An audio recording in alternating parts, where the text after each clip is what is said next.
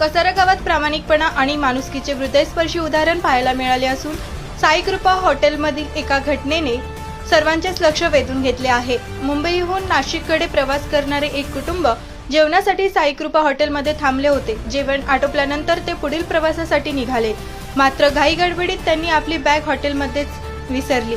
दरम्यान ही बाब हॉटेल मालक आप्पा शिंदे यांच्या लक्षात येताच त्यांनी तात्काळ सतर्कता दाखवत संबंधित कुटुंबाचा संपर्क क्रमांक शोधून त्यांच्याशी संपर्क साधला।